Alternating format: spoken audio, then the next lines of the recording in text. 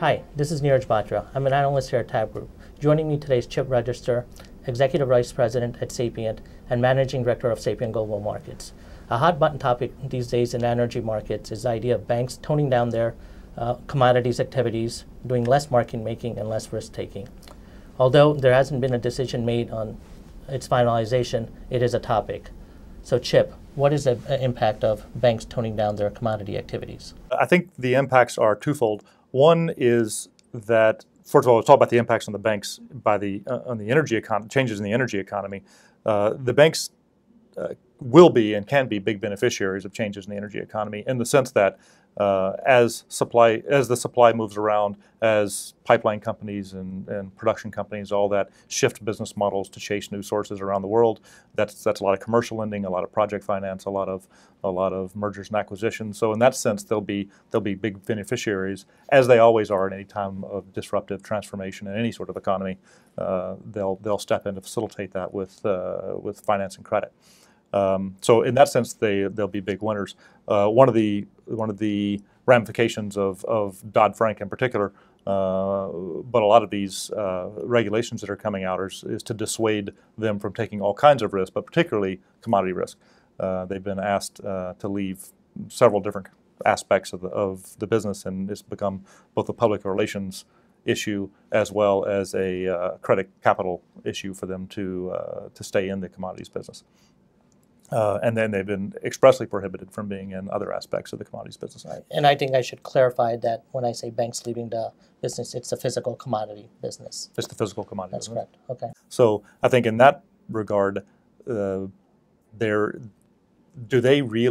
it really a big deal for them to leave? I don't think that's going to really dent the balance sheet or the income statement of these banks fundamentally, and in some sense, it's a bit of a good riddance to get rid of some of the PR headaches that are associated with it.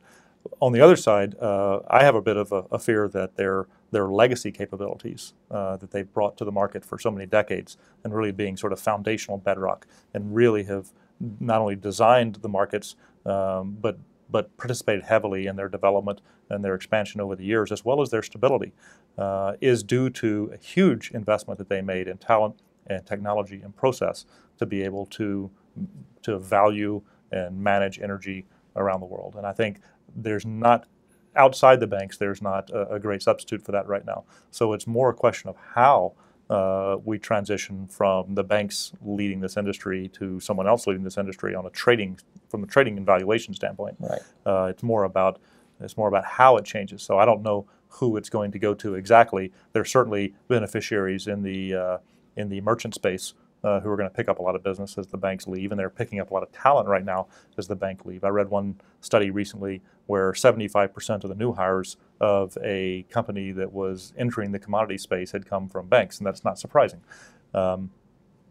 So, there's that aspect of it to think about. The concern that I have really centers around the banks, that legacy stability that they bring to the market, that investment in time and talent and technology and process that they have. There's a story I heard not too long ago that says that the American Navy is the only Navy in the world that practices landing aircraft on aircraft carriers at night.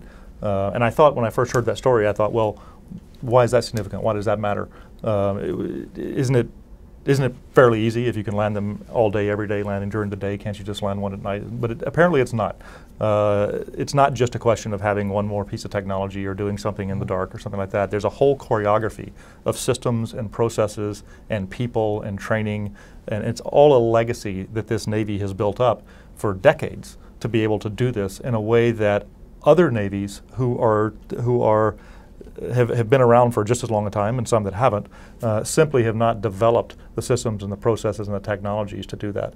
And I wonder if it's a similar situation in asking the banks to step out of commodities. It's not so much does somebody else sort of know how to do it in theory, but has somebody practiced the art? Has somebody actually combined the people and the technology and the processes, made that a sustainable and robust enough system that it can really handle the big deals and the big markets and the big responsibility that the banks have been managing successfully for decades. And you can probably use that analogy to the shale movement as well, because right now if you look at the shale movement, a lot of people are looking at it in two phases. The first phase is all about the U.S. kind of figuring out all the technologies, and then there's phase two, all the other countries. I think that's a good place to stop. Thank you again, Chip, for joining us. My pleasure. Thank you. You bet.